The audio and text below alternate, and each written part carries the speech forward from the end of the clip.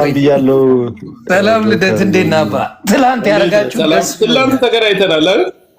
ትላንት ተገናኝተን ነበር። አዎ ጆከር፣ ታችን ምን ላይ ደረሳችሁ? እኔ በውስጥ ጽፌላት ነበር። እኔ ደግሞ በጣም እኮ የምትመቸኝ ልጅ ናት። አይገርምም? እኔ ካለውበት ቅርብ ናት። ብዙ አይደለችም ማለት ላስ ቬጋስ አይደለች? ላስ ቬጋስ ናት። ሰው አሜሪካ እየኖረ በጣም ይበሳጫል እንዴ? እኔ አላውቅም ነበር። ግን አንድ እውነት የምነግርህ ሰው አሜሪካ ኖሮ ነው ሰላም የሌለው። እንደውም ቢያነስ እኔ ሰላም ነው አባት። ፀጉሬ ሁላ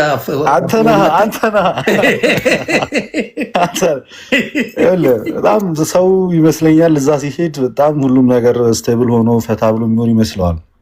አሁን ሰው ተደበብያውን ስበሳጭ አስበዋል። ስትሮንግ አይደለችም ኢሞሽናሊ ልጅቷ፣ ለዛ ይመስለኛል። በጣም እኮ ደንቆኝ ነው። እኔ በቃ ልሙትላችሁ በቃ ብላ ማን ሰድቧት ነው በዚህ ደረጃ የተማረረችው ብዬ በጣም አሜሪካ የሚማረር ካለ የትም አይመቸውም። እግዚአብሔር ምስክር ልደት አልዋሽም። አሜሪካ ከመረረ የትም ሀገር አይመችም። እውነቱን ነው። የት አላረኩ የምር ሁሉም ነገር ተሟልቶለት እኮ በጣም በቃ ደብሮት የሚኖር ሰው አለ እኮ ዲፕሬሽን ውስጥ እየገባ። የትኛ ጋር? አሜሪካ ውስጥ በጣም ብዙ ሱሳይድ ያለው እዛ ሀገር አይደለ መስሎ ነው። የትኛው መሰለ? በአበሻ ማለት ነው። በአበሻ ምን ውስጥ ይገባሉ? አንዳንዴ ሱስ መግባት ቀላል፣ መውጫ መንገዱ ከባድ ነው።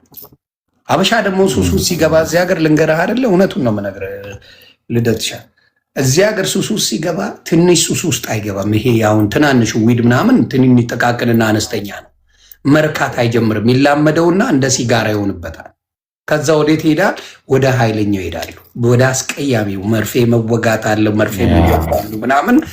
ምን እየሆነ ይሄዳሉ? ነገራቸው እየተበላሸ ሄድና እኔ አንድ ሰው አውቃለሁ፣ እግዚአብሔር ምስክሬ፣ ሳኖዜ ላይ ነው፣ አሁን በህይወት የለም። እንዲያው በጣም የምንወደው ልጅ፣ በጣም ባህሪው በጣም አሪፍ። ማንም ግን ምን ያደርግ እንደነበር አናውቀው።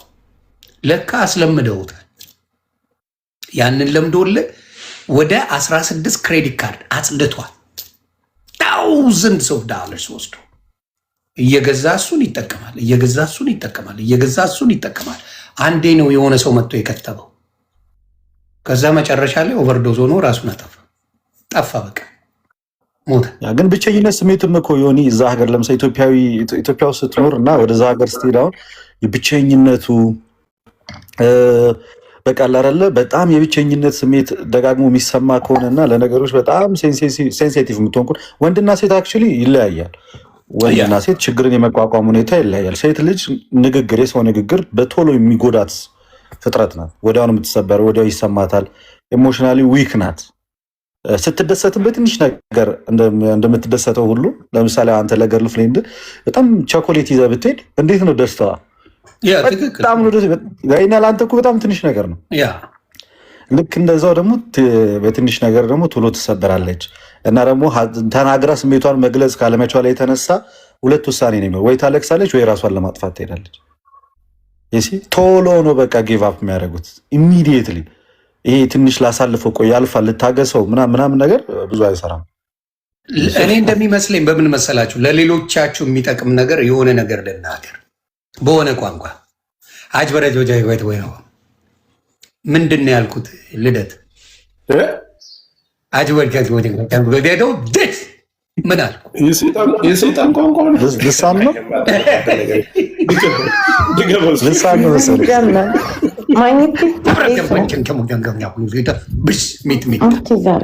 ምን አልኩ? ብስ የሚለውን ይዤዋለሁ ልላችሁ የምፈልገው እኔ ግን ተረድቻለሁ። ይሁን እኔ አሁን ምን መሰለ ልደት፣ ለሌሎቻችሁም ልንገራችሁ። የስድብ ትርጓሜውን ከሰጣችሁት እናንተን እንዲሰማችሁ ታደርጋላችሁ። እኔ አሁን የሆነ ሰው ሲልሰኝ ለእኔ አሁን የተናገርኩት ቋንቋ ነው የሚመስለኝ። ራሴን ምን አድርጌዋለሁ? ሬዲ አድርጌዋለሁ። የሚሰማኝ ጊዜዎች ነበሩ። ግን ምን አደረግኩት? አይ ዝም ብሎ እኮ ነው የሚቀባጥረው በሚለው ወሰድኩት። ተግባባ። ስለዚህ የሰው ልጅ በሚሰጠው ትርጉም ነው የሚጎዳው። በተለይ ስድብ ላይ በምንሰጠው ትርጉም። አሁን እኔ ሙልጭ አድርጌ ነው ሶስታችሁንም የሰደብኩት፣ ግን ትርጉሙን አታውቁት። በስካቦኛ በሚባል ቋንቋ ሙልጭ ትርጉሙ ስላልገባችሁ ስድብ አልመሰላችሁ። አየህ ስድብን የመተርጎም ትርጉም ነው። ብዙ ጊዜ ለምን መሰለህ ሀበሻ እኮ እኛ አንድ ስድብ ከተሳደብ ነገሮች 5-6 ስድብ ከተሳደብ አንተ ካሰብካቸውና ነው ብለህ ካሰብ ካመንክበት ራስን ይጎዳል። እኔ እኮ ላስተካክላችሁ ነው የገባሁት። ስለተሰደደ ከኛ በላይ ተራጋጭ የለም። ግን ያለባቸውን ነገር አይደለም እናወራው። አንድ ነገር ጆከርን ብትሰድቢ አሁን ይሰማዋል ብለሽ ታስቢያለሽ? ማን የስድብ ፋብሪካው አሁን ይሰማዋል? ስለተሰደበች ግን አይደለም። እሺ ጠበቃ ሰነድ ይዞ ኑሯን በቃ አበላሸው። ሰነድ ምንድን ነው? የራቁት ቪዲዮ ነው። ሌላ ምን? ኧረ አይደለም። አይዶን የሆነ ኬዝ አላት እሱ ጋርና ጠበቃው በሱ ኬዝ እያስፈራራት ያ ነገር ነው እዚህ ደረጃ ያደረሰ። የገዛ ጠበቃዋ ያ ጠበቃው አድራሻ እየላከ አብረሽኝ ካልተኛሽ ምናምን ህይወትሽን ማበላሸው። ብሯን እየሰራች ለሱ ነው የምትከፍለው። ጠበቃዋ 16 ሰዓት እየነዳው ለሱ ነው የምከፍለው። አበሻ ነው። ስሙን ረሳሁት። ቆይ ፎቶውን ፈልጌ የሆነ ቀንማ ኧረ በቀላሉ ወደ እኔ አትመጣም ነበር እንዴ? እሷ ከምታለቅስ ለእኛ ማድረስ ነው። ሰውየው ጥርሳችን ነው የሚሆነው። ከዛ በኋላ ያ እሱ ነው በቃ እሱ ነው ህይወቷ። በጠፋበት ሰዓት አጀንዳ በተመታበት ሰዓት የጠበቃ አጀንዳ መያዝ ምን ችግር አለብን እኛ? ያ የእውነት እልክልሃለሁ ማግኘት እና እች ልጅ መታገዝ አለበት። ላይክ ብዙ ሴት ነው የሚያስለቅሰው አሉ። አበሻ ነው፣ በጣም ብዙ ሴት ነው የሚያስለቅሰው። አበሻ ነው፣ ጠበቃ ነው የሚያስለቅስ። እስቲ እኔን እንደሚያስለቅሰኝ ያለው ይታወቃል አሉ። እሱ ነው የሚባሉ አሉ እዛ ቬጋስ። ኧረ ያለው እኔ ዘግዝቄ ነግረው የለ እንዴ ምን አባቱ እንደሚያመጣ ያለው እሱ ነው። እኔ እንዲከሳኝ እፈልጋለሁ። ግን ለሌላ ጠበቃ ማለት አድሬስ ማድረግ አይቻልም። ይህን የመሰለ ሰፊ ነፃነት ያለበት ሀገር ላይ አንተ አበሻ አታክ ስትደረግ አትናገርም። ልደት ምን አለ መሰለ አበሻ አሜሪካ ይኖራል እንጂ እንደዚህ ነው ከተባለ አንድ ሰው ወይ የተማረ ነው እንደዚህ ነው ከተባለ ጸጥለጥ ነው፣ ጸጥ ብሎ እንደ ባሪያ ይገዛል እንጂ ምንም የሚያደርገው ነገር የሚያስቀና ውሻ የሚከበርበት ሀገር ላይ ታዲያ አሜሪካን ሀገር ሽባ ነው የሚያደርገው። ሽባ አሁን ለምሳሌ ገና ቅርብ ጊዜዋ ነው እሷ እኮ ከመጣች ወደ አሜሪካ እና ሰዎች ጋር አግዙኝ ብላ ስትሄድ እንግዲህ ማንም ሄልፕ ያረጋት የለም። ያ ኢሞሽናል አረጋት። በቃ ሰውየው ኑሯን አዛባው። በቃ ኢንፎርሜሽን ብትጠይቅ እኛ አሁን አለን። አየሽ እኔ አሁን ለምሳሌ እግዚአብሔር ምስክሬ ሴቶችን በዛ ደረጃ የሚያስለቅስ አልፋታም።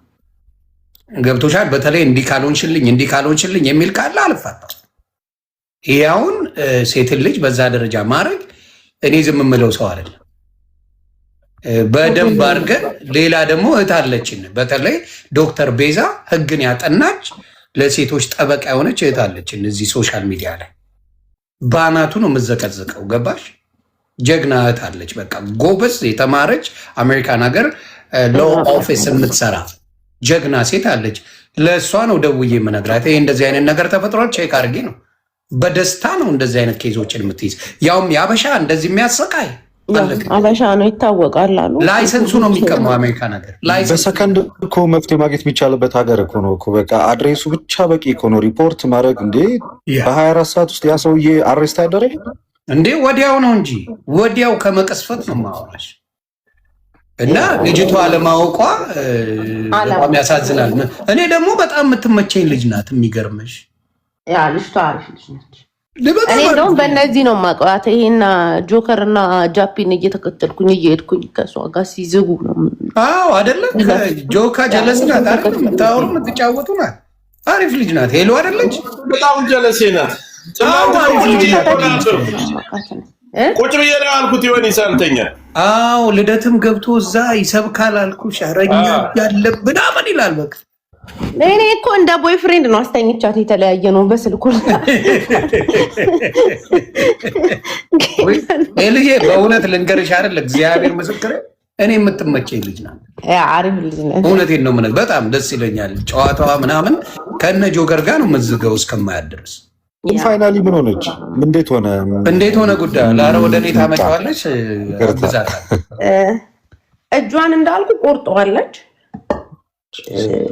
እኛ ሀገር ግን የእጅ መቁረጥ አልበዛም። ግን በስልክ ስናወራ ላይክ በቃ ዋነኛና ዋነኛው ኮዙ በቃ ጠበቃው ነው ሰውየው።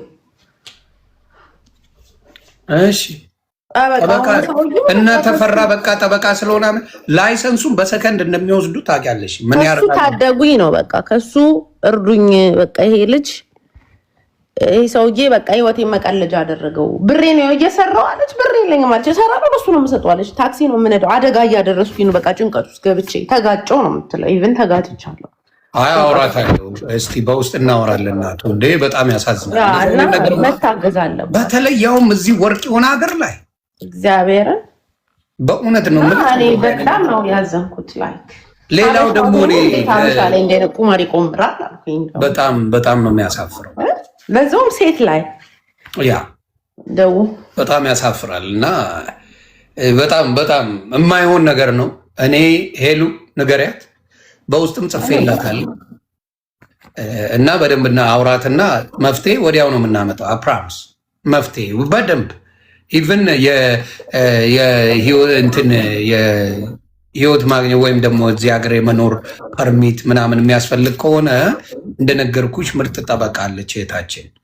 ወረቀት ምናምን አላት። ይሄ ወረቀት ችግር ያለባት አይመስለኝም። በሌጋል ወረቀት ኖሯት ነው ሰውየው የሚያዝጋት።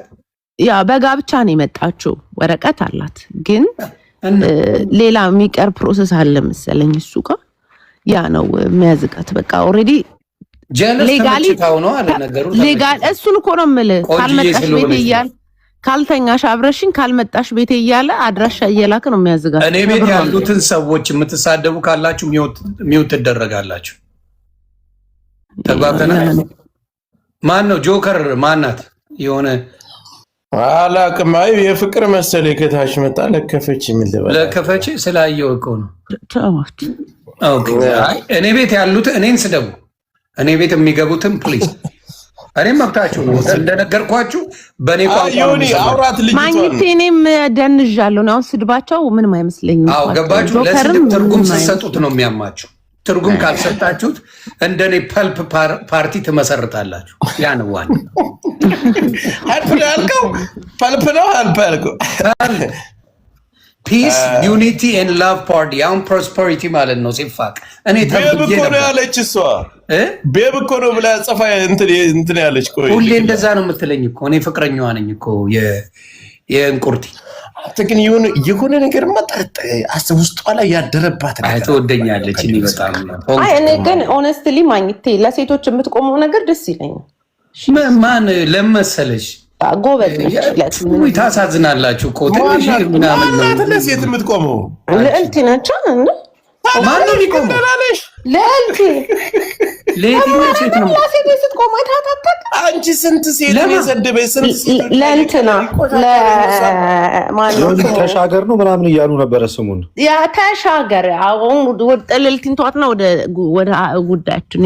ተሻገር የሚባል ተሻገር አላውቀውም። አይገርምም? ተሻገር ምን ያህል ካሊፎርኒያ ማቃት አንድ በጣም ደስ የምትል ስሟ ጠፋኝ ወርቅ የሆነች ሴት አለች። አተርኒ ናት፣ ሎየር ናት እዚህ ሀገር። እና አንዴ በሆነ ሰው ጋር አብረን ሄደን እንዴት ትህትናዋ ምኗ እንዴት ደስ እንደምትል ስሟን ንገሩኝ። ካሊፎርኒያ ያላችሁ ሳኖዜ ያላችሁ እሷን ሎየር አስተዋውቅላቸዋለሁ። በተለይ የዚህ የኢሚግሬሽን ኬዝ ያለባችሁ እንዴት መልካም ሴት እንደሆነች እንዴት ጥሩ ሴት እንደሆነች ስሟ ጠፍቶኝ ነው። ካሊፎርኒያ ያለ ሳኖዜ የሚናት መሰለችን ባልሳሳት። ያ ሳኖዜ በጣም ወርቅ የሆነች ሴት ሞታለች አሉኝ። በጌታ በኢየሱስ አረ እነዚህን አትመንተው። የተመጣ ህዝብ እኮ ነው ያለ። ያ በእውነት ያቋታል። የሚያቋ ሞተች እኮ ወይኔ አያውቃለሁ። እግዚአብሔርን እየዋሹኝ አይደለም። ምክንያቱም የምትወደድ ሴት ናታ ሳኖዜ። እሷ ከሆነች ካልሞተች ግን ለእናንተ ያርገው። እውነቴን ነው። ይኸው ሞታለች የሚያውቋት መሰለኝ። ማን እስኪ የምታውቀው ሰው አንተ የምትግባባው ወይም ትክክለኛ መግባባት ማንም መሰለህ ኢሚግሬሽን ኬዝ አትሰራም። ጆከር ኢሚግሬሽን ኬዝ ያበሻን ወረቀት የማስገኘት ነገር አትሰራም። ዶክተር ቤዛ አለች። ዶክተር ቤዛ ክሪሚናል ኬዝ ነው የምትሰራው። ይሄ ወንጀል ዶክተር ቤዛ ሞታለች የሚል አለ። ያ እሷን ነው። ስለዚህ እሷ ይኸው አሉኝ የሚያውቋት ነው። ውይ በጣም አዘንኩኝ። በጣም ነው የምትወደደው። በጣም ሳኖዜ ማቃት የለም እና ከብዙ ከሎስ አንጀለስ ከምን እየመጡ ከኦክላንድ ሳን ፍራንሲስኮ ዩኔሚት ፍሬዝኖ ምናምን እየመጡ እሷ ጋር ኬዛቸውን ያስጨርሱ ነበር። የመጨረሻ ምርጥ ሰው የመጨረሻ ምስጥ ሰው እና ምርጥ ሰው ምስጥ ሰው አልኩኝ። ምርጥ ሰው ናት እና እሷ ትታወቅ ነበር። እዚህ እንትን በጣም ብዙ አለው። አሁን ዲኤምቪ ኤሪያ በጣም አሪፍ ሰዎች አሉ። በጣም ብዙ አሪፍ ሰዎች አሉ። ጆከር ራስን ያወጣው ነቀሉ ተሻገር ይባላል። አሁንና ደህና ናት ግን ስቲል ብሪዚንግ የተነፈሰች ደህና ናት ግን ላይክ በቃ አለች። ሼር አድርጊላት።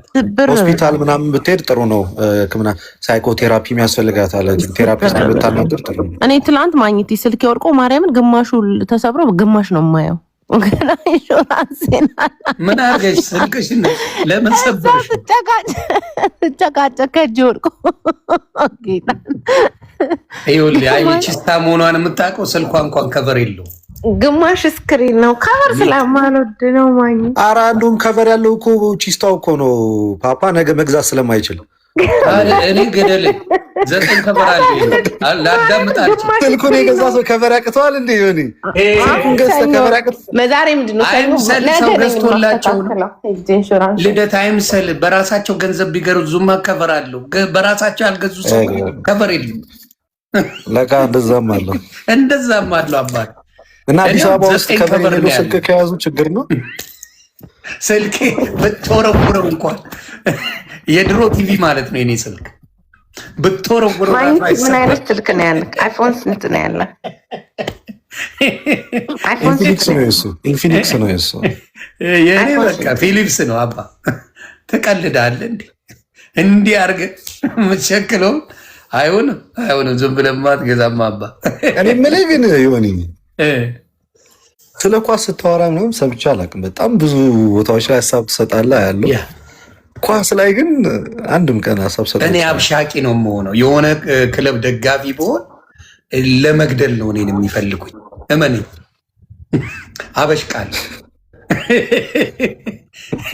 አበሽቃለሁ። ስለዚህ ለዛ ነው እኔ ኳስ ደጋፊ ያልሆንኩት። በጣም ነው ማበሽቃ። ቅድምም እንትና ስትናገር ነበር ሚጥሚጣ ከእህታችን እና ሴቶች ላይ ያለው እነሱን ሰፖርት የምታደርግበት መንገድ የምር በጣም ብያለሁ። በውስጥ ምን ስፔሻሊ ጃኒን አሲስት ያደረግበት መንገድ እጅግ በጣም ደስ የሚል ነው። እነ ቀነኒን ብዙ ሴቶቻችን ላይ ለቀነኒ ቮይስ የሆንክበት መንገድ ለትንሿ ልጅም እንኳን ሄቨን ብዙዎቹ ነፍሷ በገነት ነው። ግን እንደዛ አይነት ጭካኔ የሰው ልጅ ሆነን በህፃናቶች ላይ ስናስብ አትሊስት በበደለ ሰው ላይ ልታስብ ትችላለህ። ገባ? በበደለ በጎዳ ሰው ላይ ምናልባት ዲያብሎስም በውስጥ ገብቶ ካልገደልኩ ምናምን ልትል ትችላለህ። መናገር እንኳን ራሳቸውን መግለጽ የማይችሉ ህፃናት ላይ እንደዛ አይነት ደረጃ አበሻው አንዳንዴ ሲደርስ ሳይ በጣም ግራ እጋባለሁ። በጣም ነው የሚገርመኝ እንዴት ሀሳብ ሊመጣ ቻለ የሚለው ነገር። ያውም ደግሞ ላይሰንስድ የሆነ ኢትዮጵያ ላይ እንደፈለክ መሆንበት የምችል ሀገር። ሀብትሽ ሰላም ነኝ አባት እና እንደፈለክ ገባ። ከኢኮኖሚ ከማነሱ አንጻር ሄደ እንኳን ሸምተ የምትገባበት ሀገር ላይ ሆነ ህፃናቶችን በዛ ደረጃ ማየት ያማል። በእውነት በጣም እንትን ካላልን ከዛ ነገር ካላወጣን ያን መንፈስ ከእንትን ካላለው። በነገራችን ላይ የእንትናን ጉዳይ የሄሉን ጉዳይ እንደ ቀልድ አላየው። ሲሪየስ ነው የማየው። ጠበቃ አይደለም የዚህ ሀገር ገቨርንመንት ውስጥ ቀዋጭን ኮንግረስ ይስራ አልፋታም። ትክክለኛ መረጃ ካገኘው ሼር እያረኩለት ነው እኛ ቀልዳና ኬዙን በኋላ ደውዬ እነግርሃለሁ። ኤሊሻ ምርጥ ልጅ እንደሆነች አደራ ንገሪልኝ።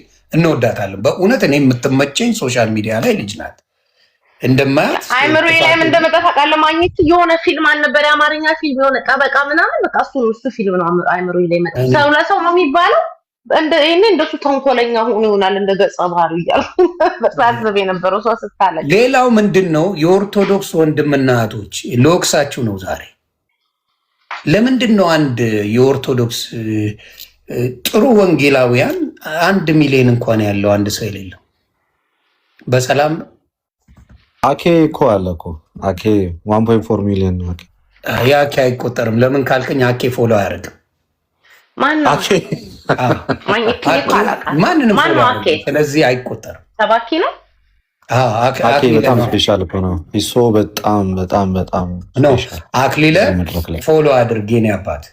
ምን መሰለ ሌሎቹን ፍቅር የክርስቶስን ፍቅር የምትሰጠው ራስህም አድርገ ነው። ስለዚህ እኔ ልደት አሁን ፎሎ ያደርጋል እንትና ፈለገንም አይቼዋለሁ። ወንድማችን መዝሙር ያሬድን አይቼዋለሁ። ፎሎ የማያደርጉ እኔ ፎሎ አድርጎ አልልም። አምሶሪ ፎሎ ማድረግ አለባቸው። ፎሎ የሚጠቅማቸውን ሰው ከነሱ ጋር የሚሆነውን ፎሎ ተደራርጎ ሀሳብ የሚቀያየር ምናምን መሴጅ አሁን ራሱ ከ2 ፎሎ ካልተደራረግ ከ3 በላይ ማድረግ አትችልም። መሴጅ ገብቷል። 3 ከዛ ይዘጋባል።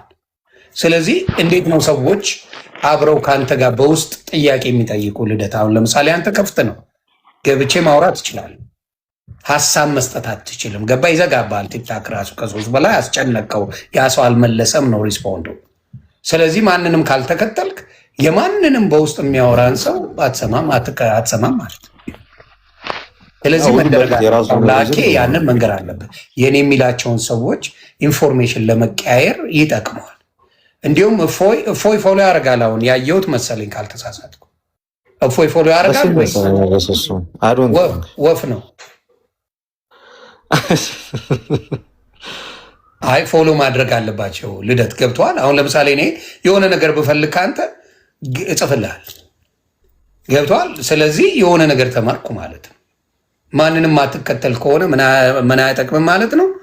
እና ቢሰደብ እንኳን መሰደብ ክርስቶስ ለእኛ ተሰቅሎልን የለን ስድብ ፈርተማ አይሆንም።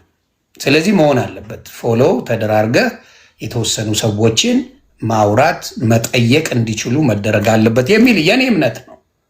መደረግ አለበት። ስለዚህ ለማንም የማይመልስ ከሆነ አለው ነው ከባድ ነው የሚሆነው። ስለዚህ አንተ ፎሎ ብትደረግ ፎሎ አለ ትመልሳለ። ብዙ ሰዎችን በውስጥም ታወራለ ብዬ አስባለሁ። ጥያቄ ያላቸው ሰዎች ካሉ በውስጥ እርግጠኛ ነኝ ሰዎች አግኝታል ወደ ክርስትና አምጥታል ብዬ አስባለሁ። ወደ ኦርቶዶክስ እንዴ የክንቼክ የኔን ቪዲዮዎች በብዛት እንደው የምታወቀው እኔ በማስጠመቅ ነው። ከፕሮቴስታንት ከፎይ ጋር እንደውም የሆነ ሰዓት በጣም ጥሩ ኮላብ አድርገን ነበር። እሱ ከእስልምና ይወጣል፣ እኔ ወደ ክርስትናን አስተምርና አስጠምቅ ነበር። እሱ እስልምና ላይ ያለውን ነገር ነግሮ በቃ ብሎ ሲመጡ የክርስትናውን ትምህርት ደግሞ ያስተምራቸዋል። በጣም አሪፍ። ስለዚህ ይሄ ቪዲዮዎች ያሉ ለዛ ናይ ስለዚህ ወንድማችን ልደትን እናንተ ብታስገቡ ትጠቀማላችሁ። ስለዚህ እነዛ ሰዎች አሁን ለምሳሌ በቲክታክ የመጡ ናቸው። ምናልባት አንዳንዶቹ ሰድበው ነው የመጡት እርግጠኛ ነኝ። ከዛ ወደ ክርስትናን ተቀብለውታል። ኤግዛክት ነው። አየህ፣ ስለዚህ ከፕሮቴስታንትም አለ መክፈቱ ከውስጥ ጥሩ ነው ማለት ነው። ስለዚህ አድቫንቴጅ አለው። ሁላችሁንም ዘማርያምም ምርጥ ወንድም ነው። ዘማርያምም በጣም አሪፍ ሃምብል የሆነ ወንድም ነው። ስለዚህ እያንዳንዳችሁ ክርስቲያንን ስታገኙ የኦርቶዶክስ ወንድሞችን ስታገኙ ቶሎ በፎሎ ማጥለቅለቅ፣ እዛ ምን ይሆናል ትማሩበት አላችሁ። እነሱ ቪዲዮ ከብተው ወንጌል ሲያስተምሩ እዛ ጋር ተጠቃሚ ትሆናላችሁ። ተግባባን። ስለዚህ ፎሎ ማድረግ ለእናንተ ነው፣ ለእነሱ አይደለም። ለእናንተ ግን ይጠቅማል። ጥያቄ ሲኖር ስደነግጥ ልደት ማለት እኮ ምንድን ነው ብሎ ትጽፍለታለህ። ልደት ደግሞ በሚያውቀው በወንጌል ይነግርሃል። ከዛ ትረጋጋል፣ ግራ አትጋቡም ማለት ነው። ስለዚህ እነ ልደትን ፎሎ ማድረግ አብሶሉትሊ ወሳኝ ነው። ስንት ሚሊዮን ቲክታከር ባለበት የባጡንም የቁጡንም የሚወራውን ፎሎ እያደረጋችሁ ክርስትና መዳኛ የሆነውን ወንጌል የያዙ ወንድሞችን አለማድረግ ንፉግነት ይመስለኛል። እና እሱ ላይ በደንብ ጠንክሩ። የኦርቶዶክስ ወንድምና እህቶቼ በደንብ ጠንክሩ። ፎሎ በደንብ ጠንክራችሁ ፎሎ በማድረግ በተለይ እኔ አዝኛለሁ። ይቅርታ እንዴ ልደት በጣም አዝኛለሁ። የእንትና 161 ብቻ ነው መዝሙር ያሬድ ፎሎወር ያለው 161 ሺህ። አክቹሊ ያው ቪዲዮውን ብዙ ስለማይለቁ ይመስለኛል። መዝሙረ ያሬድ ካዩ መዝሙረ ብዙ ጊዜ ላይቭ ላይ ነው እንትን የሚለው ላይቭ ነው። ሞር ደግሞ ከሰዎች ጋር የምትገናኙ በፎሎወር እንዲጨምር ቪዲዮ መስራት አለብህ። ያ ትክክል። እኔ አሁን ቪዲዮ እሰራለሁ አለኝ የራሴ ኮንተንት። ለምሳሌ ኦርቶዶክስንም ፕሮቴስታንቱንም ኢንተርቪው እያደረግኩ ቪዲዮ ስራ። ለምሳሌ አይቷል የሆነ ቪዲዮ በጣም ቫይራል የነበረ ራሱ ምን የተመታ ነው ኢየሱስ ጌታ ነው ብሎ እየጠየቀ ጠቅሶ የቱ ጋር ነው እያደረገው ምናምን ነገር የቱ ጋር ነው የሚለው መጽሐፍ ቅዱስ ላይ ብለህ ስትጠይቀው እኔ አልቅሽ ሳገልጠዋል። እንደዚያ ኮንተንቶች አሁን ሰዎች ጋር ስለሚደርሱ ሰው ፎሎ ያደርግሃል። ነገረኛ እና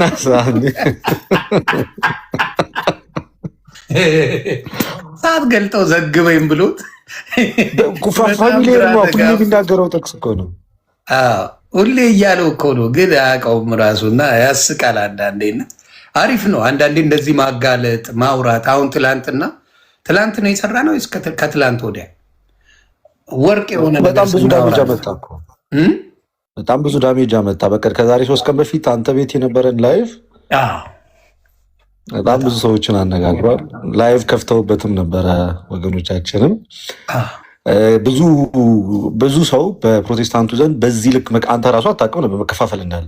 ምን በዚህ ደረጃ መኖሩን ባቅ ማን ድርሽ ይላል ያማል እንዲ አባ ማወቅ የጠቀመ ለምን መሰለህ? አንዳንዴ ታዋቂነትን ፈጣሪ ድንጋይንም ያናግራል። ታውቃለህ፣ የሚጠቀመውን ነገር አታውቅም። ፈጣሪ ቤት ይምጣ አታውቅም። ምን አድርጎ እንደሚያስተምር አታውቅም። በምን በኩል ማገልገል እንዳለበት አታውቅም። እኔ አሁን ለምሳሌ እግዚአብሔር ምስክሬ ትክክል ነው ብዬ እጄ ነው ጠመቃውንም ጭምር የተጠመቁት እግዚአብሔር በሚያውቀው። ከዛ በጣም ማንበብ ጀመርኩኝ እግዚአብሔር በሚያውቀው። ስለዚህ ማንበብ ስጀምር ምን እየወልኝ ሄደ? ጭራሽ የኦርቶዶክስ ነገር ነው መጽሐፍ ቅዱስ ላይ ያለ። ምን እየሆን ጭራሽ እየተናደድኩ ሄድኩኝ።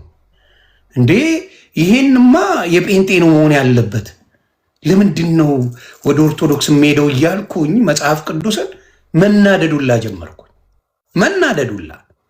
ስለዚህ እያነበብኩ ሲሄድ አሁን አንዴ ነው በተለይ ብልጭ ብሎብኝ ኤፍሬምን መጠየቅ ጀመርኩኝ። እየላኩልህ ነው ጥቅስ እንዲሆን ምንድን ነው ምናምን ብሎ ግራ ተጋባብኝ። ምክንያቱም ሞር ኮስችን ያለው ስለ ምልጃ፣ ስለ መላእክት፣ ስለ ቅዱሳን ነው ያለው። ገባ ጥያቄው? እሱ ደግሞ በጣም በሚያስደነግጥ ሁኔታ መጽሐፍ ቅዱስ ላይ በተደጋጋሚ ያንን የተሰራላቸው ሰዎች አሉ በቅድስናቸው። የሞተ ሬሳ ራሱ ቅዱስ ሆኖ ኤልሳ ሌላ ሬሳ ሲያስነሳ ሬሳው ሬሳ የሚያስነሳ ነገር አይቼ መደናበር ጀመርኩ። ይሄ ነገር ምንድን ነው? ጭራሽ በጣም እየደነገጥኩኝ መሄድ ጀመርኩኝ፣ መጠየቅ ጀመርኩ። ለቅዱሳን የተሰጣቸው የፍርድ ነገርን ሳይ መደንገጥ። ጸበል መጠመቂያ ከሌላ ውጭ በአብ በወልድ በመንፈስ ቅዱስም ከመጠመቅ ውጭ ሌላ መጠመቂያ ራሱ አለ። መልአክ መጦ ጸበልን እያናወጠ ማለት ነው። እና በቃ ነው ሙር ሳቅ ራሱ በዚህ በኩል ደፍኖብኝ በዚህ በኩል ዲቴል እንዳቅ ያደረገ አምላክ ነው ያለኝ እግዚአብሔር በሚያውቀው። እና ያንን በምጠያይቅበት ጊዜ ነው ያው ኩርፊያ የመጣው፣ መርገሙ የመጣው፣ ጸቡ የመጣው፣ ምኑ የመጣው፣ ጭካኔያቸው አንዳንዶቹ እስከ ሞት ድረስ ነው። በሞተ ሰው ጭራሽ ሙድ የሚያዝበት ጥግ ድረስ ሲደርሱ ናው ማየት ጀመርኩኝ። ኢቨን ካየ የዘርፌን ጉዳይ ማየት ትችላለህ። 9 ዓመት ሰው ሙድ ይዛል እየመጣ ሶፍት ይዞ እኔ በሽቅ ያለው በዛ። አንተ ጥለህ ሄደሃል፣ ጥለህ ሄድ፣ በቃ የራስን ነገር አድርግ። ግን ከኦርቶዶክስ ስትወጣ ጥለህ የማትሄደው ነገር አለ። ምን መሰለህ? እዚህ ጋር እግዚአብሔር ምስክሬ ነው፣ ምንም አስመሳይ እንጂ እውነተኛ አምልኮ የለም። ባየሁት ነው የምነግርህ። በቃ አሜን ብለህ ትጮዋለህ ምናምን ምናምን። በስነ ስርዓት በወንጌል ደረጃ ወንጌሉን ብሪፍ ስትገባና ኮስችን ስታረግ ነው ነገሮች የሚገለጡልህ አይደለ? እኔ አሁን ትምህርቱ ለመማር እጄን የተጠቀምኩት ጠይቃለሁ። እዚህ ጋር ለምን ዳዊት ሞቷል አልኩኝ፣ ጠየቅኳቸው። ዳዊት ሞቷል፣ የዳዊት ልጅ ማረኝ ብሎ ነው የጠየቀው ኢየሱስ ክርስቶስ። ሴቷን መጣ ልጇን እንዲያድንላት የዳዊት ልጅ ሆይ ማረኝ ብላ ልጄን ማርልኝ ያለችው። ዳዊት ሞቷል። ዳዊት ምን አገባ? በሞተ ስም አይጸለይም ካሉ፣ በሞተ ስም አይጠየቅም ካሉ በዳዊት ስም ለምን ጠየቀ? መልስ የለም። ገባ? ማርያም ስሟ ስላልተጠራ አይደረግም፣ ግን ዳዊት ይችላል ይለዋል። እና አንዳንዴ ግራ የምትጋባው ብዙ ነገሮች መጽሐፍ ቅዱስ ያለውን እንዳቀረኩና ነው እንዴ። ስለዚህ እዚህ ጋር የሚያምነው ከዚህ ጋር ምንም ችግር የለውም፣ አብሮ ማመን ነው። ስፔሲፊክ አድርጌ የምነግር ልደት አንድነታቸው ኦርቶዶክስን ለመጥላት ብቻና ብቻ ነው። አሁን ከሉተራውያን ጋር በትልቁ ልዩነት እንዳላቸው በአደባባይ የሆነ ሚስጥር ሆኖ ተገኘ። በአደባባይ አሁን ሉተራንን መጥላት ጀምረዋል። ፕሮቴስታንት ሉተራንን እንደ ኦርቶዶክስ ይጠላል። አሁን ከዋሻው መጥተው ይናገሩ። ፔኔኮስታል ሉተራን ሂድና ከኦርቶዶክስ ጋር ከዚህ ምን ታደርጋለህ ነው የሚለዋቸው። እኔ ከገለጥኩት በኋላ አየህ፣ አንዳንዴ ታዋቂ ብትሆንም በፋራም ባራዳ አንዳንዴ የምትናገረው ነገር ምን ያደርጋል? ተጽዕኖ ይፈጥራል። ከሉተራውያን ጋር አሁን ቁጭ ብለው አያወሩ፣ ለደቂቃ ቁጭ ብለው አይስማሙ። እና ችግሩ ያ ነው። ይዋሻሉ። ኦርቶዶክስን በመጥላት ላይ የተመሰረተ ነው። ፔኔኮስቶ የተመሰረተ ነው። አብዛኛው ኦርቶዶክስን የሚጠላ ያለበት ነው። ጠዋት ኤርሚ ልደት ሰምተዋል? ኤርሚን የሆነ ጀለስ ገባና በውስጥ መስመር ፕሮቴስታንት ዮኒ ብሎ ገባ። ሀብትሽ የጌታ ባሪያ የሚል ነው ገባ ጠዋትና ከዛ እኔን ጸሎት ምናምን ብዙ የተፈወሱ ምናምን ጀለሶች አሉ አለኝ። በእኔ ጸሎት አይ በጣም አሪፍ አልኩትና በቃ እንዲያው እኔም ሌሎችም የኔ ተከታዮች 1700 ሰው አለን። እዚሁ አንድ ኩላሊት ታማሚ እናመጣና የማያዋሸው አልኩት፣ አንተ ጸሎት ታደርጋለህ እዚሁ። ጌታ ይችላል፣ እውነቱን ነው የምነግርህ። እውነተኛው ጌታ አለ ይችላል። ስለዚህ እዚሁ ፈውስልኝና እዚሁ እኛ የምንቀበል ያልተቀበሉትም ሙስሊሞችም አሉ እዚህ ጋር ኦርቶዶክስም አለ፣ ምንም አብረው ይቀበላሉ አልኩት። አይ ጌታ ሲለኝ ነው እንጂ ዝም ብሎ አይደለም አለ።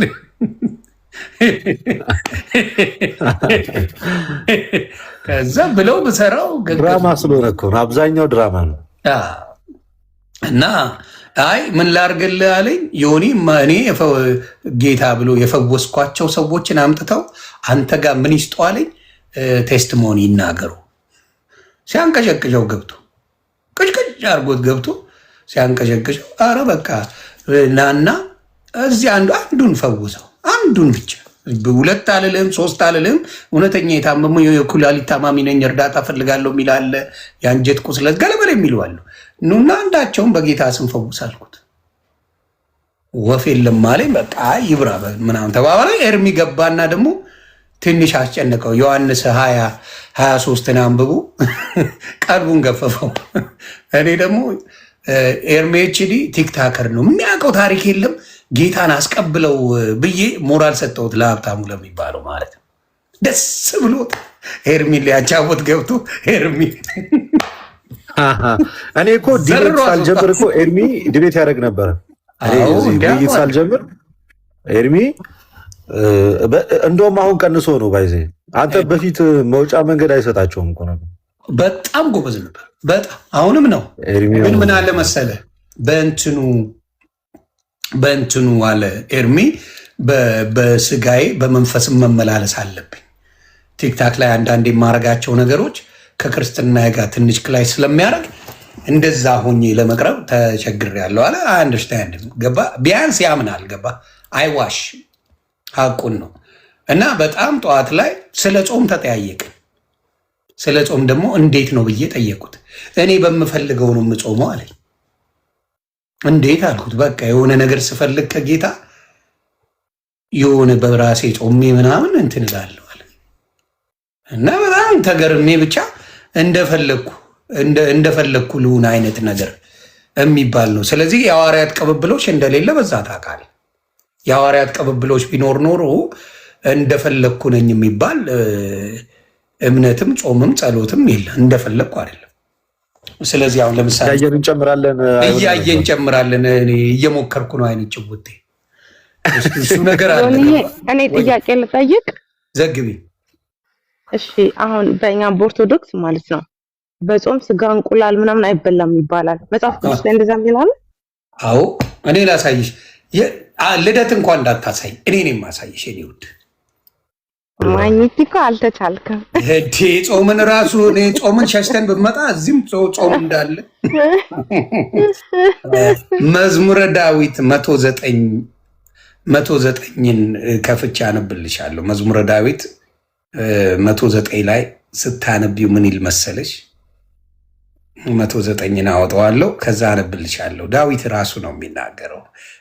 ጌታ እግዚአብሔር እንደ ልቤ የሚለው በጣም የሚወደው የዳዊትን ነገር እግዚአብሔር የሚወደው ምንድን ነው? አጥፍቶ ጌታ ጋር ነው የሚሄደው። አጥፍቶ ጌታ ይቅር በለኝ ብሎ ራሱ ጋር ነው የሚሄደው። እንደሌላው ገብቷል ሽሽት ወይ በዛው የሚጠፋ ምናምን አለ። ያጠፋ ጌታ ጋር ሄዶ ያለቅሳል። በቃ ማረኝ፣ በቃ አጥፍቻለሁ። ቃውጢ ነው የሚያደርገውና እንደ ልብ ያለው ጌታም ለዛ ነው። መዝሙር 109ን ስታነቢ ምን ይል መሰለሽ? 109 እዚሁ ዝም ብዬ አንድ እንትን ንገራት እስከዛ። እሺ ንገራት እስከዛ። እዚህ ብዙ ጊዜ ኮመን ጥቅስ ስለሆነ ነው። ትንቢተ ዳንኤል ምዕራፍ 10 ከቁጥር 2 እስከ 3 ድረስ እንደዚህ ይላል። ምናልባት ጥቅሱንም ያዡ ሌላ ጊዜም እንትን እንዲልሽ። ትንቢተ ዳንኤል ትንቢተ ዳንኤል ምዕራፍ 10 ቁጥር 2 እስከ 3 ድረስ እሺ እንዲህ ይላል። በዚያም ወራት እኔ ዳንኤል 3 ሳምንት ሙሉ ሳዝን ነበርኩ አለ። ማለፊያ እንጀራም አልበላውም፣ ስጋ እና ጠጅ ባፌም አልገባም፣ 3 ሳምንት እስኪፈጸም ድረስ ዘይት አልተቀባውም ብሎ ዳንኤል ይናገራል። ስለዚህ አንደኛው መሰረታችን መጽሐፍ ቅዱስ ከጾም ከምንከለከልበት ከነዚህ ከስጋ ነገሮች አንዱ ማንበላበት በጾም ወቅት ነቢያት ሲጾሙ በዚህ መንገድ ስላሳለፉት ነው። ዳዊትም ከቂቤ ጋር ጨምሮ ተናግሮታል። ቂቤም ሌሎችንም ወተት እንደዚህ አይነት ነገሮችን እንደተከለከለና ከዛ አንጻር እሱም ብቻ አይደለም። በነገራችን ላይ እህቴ ኢቨን በጣም ጠግቦ መብላት እንኳን አይቻልም። ፋስቲንግ የሆኑ ፉዶች ላይ ራሱ በቃ አጠቃላይ ፖይንቱ እነዚህ ስጋን ነገሮችን ወደ ጎን አድርጎ ሌላ በጣም ሄልዚ የሆኑ ምግቦችን በብዛት መብላቱ በራሱ ቬጅ የሆኑ ምግቦችን ራሱ ያ ራሱ ለስጋ የሚስማማ ከሆነ እሱን ራሱ አክሰፕት አናደርግ። ፖይንቱ እንዳጠቃላይ የጾም ለስጋ ምቾትን መንሳት ነው። ለስጋ በአጠቃላይ ምቾትን መንሳት ነው። ሽሮ እንኳን ጣፍጦ ስትበላ ውስጥ ሊደብር ይገባል። በጾም ከሆነ ዋናው ዓላማው ስጋን አድክሞ ነፍስን ከፍ የማድረግ ስራ ስለሆነ ቀጥ ይሆን ያና 109:24 መዝሙረ ዳዊት 109:24ን ስታነቢው ምን ይላል? ጉልበቶቼ በጾም ደከሙ፣ ስጋዬም ቅቤ በማጣት ከሳ ይላል። ምንድነው? ቅባት ያለው ነገር ለስጋ እንደሚጠቀም ቅባት ካለው ነገር በሙሉ ጾም ላይ ባለሽበት ጊዜ እንድትርቂ ነው መጽሐፍ ቅዱስ የሚናገረው። አንቺን የሚገነቡ አንቺን ወዝ የሚሰጡ አንቺን ጽድት የሚያደርጉ ነገሮችን መራቅ። ስለዚህ ያንን ስታደርጊ ምን ያደርጋል? ጾምሽን እግዚአብሔር አምላክ ይሰማዋል። ጾም ጸሎት። ከዛ ጾም እኮ እንደ ኦርቶዶክስ ጾም ብቻ አይደለም ሲለኝ ጾምና ጸሎት ነው አለኝ። ኖ ጾምና ጸሎት ብቻ አይደለም አልኩት። ልጁ ነበረ ሀብትሽ የጌታ ባሪያ የሚባለው። ጾምና ጸሎት ብቻ አይደለም ስግደትንም ጨምር እንዳትረሳ አልኩት። ንስሐንም ጨምር አልኩት። በየጊዜው የእግዚአብሔርን ስም ማንሳቱንም ጨምር። አንተ ጾምና ጸሎት ብለህ ትንሽ እያታርከው። ነገሩ ሰፊ ነው። ጾም ሲባል ነገሩ ሰፊ የሆነ እንጂ አንተ እንደምትለው እንደፈለክ የምትሆንበት አይደለም ብዬ እንዲያውም ለእሱ ነግሬው ደነገጠብኝ። ስግደቷንም ጨምር እንዳትረሳ ብዬ ጨመርኩበትና አንዳንድ ነገሮች ምንድን ነው ስርዓቱ የሚባል በጣም የሰነፎች አሁን ለምሳሌ በኦርቶዶክስ ብዙዎቹ አሁን ለምሳሌ አንተ የግል ነገር የምትሰራው ተፍ ተፍ የምትለው ነገር አለ። ሌሎችም እነሱ ቤት ስንፈቱ አንድ ዘማሪ ከሆነ ሌላ ስራ አይሰራም። በየካፍቴሪያው ሙዚቃ እያዳመጠ ሻይ ቡና ሲል ነው የሚውለው ሱፉን ለብሶ። የእነሱ አስተማሪ በለው ወጠምሻ እካክ እኮ ነው ወጠምሻ ጎረምሳው ከዛ ውጪ ሌላ ስራ መስራት አይወድም። ተፍ ተፍ አይልም ለላይፍ። ስለዚህ አሁን የኮሮና ጊዜ እንደ ጴንጤ እንትን የተቸገረ አልነበረም። ኮንሰርት የለም ምን የለም እና በጣም ተርበው ተቸግረው ነበረ። ስራውን አልለመዱትም። ገባ? በስንፍና የሚመጣ በትቢት የሚመጣ ሰዎች ብዙ ናቸው። ገባ? ከዛ የተነሳ ብዙ ሰዎች ተቸግረው ነበር። በየቸርቹ ሄዶ ያው ጭፈራው ምናምን ሲኖር ቻፓ ይሰጣል። ይህን ብዙዎቹ አያውቁም። አሁን ለምሳሌ የሆነ ሰው ሲጋበዝ አሜሪካን ሀገር ላይ ወይም አውሮፓ ሲሄድ አንድ ዘማሪ ተከፍሎት ነው። አንድ ነቢይ እግዚአብሔር ይስጠው ነብዬ ነው ከሚባለው ቻፓ ጠይቃለሁ አለ። በፈጣጣ አገልግሎት ሰጥቼ ምናምን መጨረሻ ላይ ሂሳብ እንተሳሰብ ነው የምለው ብሎ ቀልድ አያውቅም። እና በደንብ ነው የሚጠይቃል። ከዛ ሂሳብ ያመቻቻሉ። እና ይሄ ነው የሚያሳዝነኝ። ለምን ወጠምሻው ጎረምሳ ምንም ሳያደርግ ይህን ፒፕል እጭድ አድርጎ በልቶ የሚኖር እጭድ አጥቦ የሚኖር ቤተክርስቲያን ትቀባው አትቀባው የሚባል ነገር የለም። የራስን ቸርች እንደ ሱቅ በደረቴ መስርተ መጮህ ትችላለህ። ማንም አያስገድደ። ስለዚህ ይህ ነገር ነው አሁን የሚያሳዝነኝ። ሀይ የሚላቸው ተው የሚላቸው ሰው የለም። እና ኢትዮጵያ ላይ በተለይ በጣም መንበራጨቂያ የሆነበት ነገር ስታይ ታዝናል። ይሰማሃል እንደዛው። እውነት ክርስቶስን አምልከውት ነው? ክርስቶስን አውቀውት ነው? ወይስ በራሳቸውን እርስ በራስ እየተሿሿሙ ነው? እርስ በራስ ማን ሾመ ማን ሰጠ ብትለው አይሰማም። ራሴ ነኝ ይላል። እኔ ቤት ታስታውሳለህ? አሁን ነቢይ ዘማችን አጠፉብኝ። ከባድ ሚዛኔ ነበረ። ግብዳ መስቀል አድርጎ የሚገባ አስታውሰው። ቦታ ቤት ገብቶ ሲላላሱ የነበረው ከእስር ቤት የተሰጠ ሹመት እስር ቤት ነው ጌታ ነቢይ ትሆናለህ ብሎ ያለኝ ብሎ የመጣ ነው። ሸቤ ፍርድ ቤት ነው የምትገባው እንጂ ጌታ አይደለም። አሁን ለምሳሌ እነ ጳውሎስ እስር ቤት ሲገቡ ገብተዋል በጌታ ፍቅር ነው። እሱን ሰብከው ነው የወነጀሏቸው። እሱ ሰርቆ ገብቶ ነብይ ሆኖ ወጣ።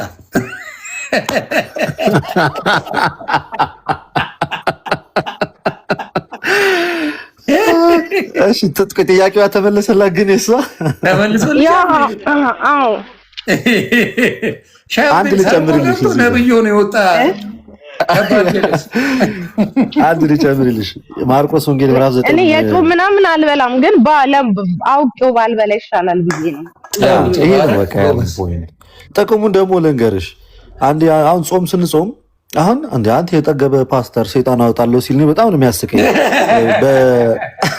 መጽሐፉ ግን እንደዛ አይደለም የሚለው ሲናገር ማርቆስ 9:29 ላይ እንዲህ ይላል፣ ወደ ቤትም ከገባ በኋላ ደቀ መዛሙርቱ እኛ ልናወጣው ያልቻልነው ስለምንድን ነው ብለው ጠየቁት አለ። ሰይጣን የያዘውን ሰው። ቀጣይ ጌታ ምን አላቸው? ቁጥር 29 ላይ ይህ ወገን አለ በጸሎትና በጾም ካልሆነ በምንም ሊወጣ አይችልም አላቸው።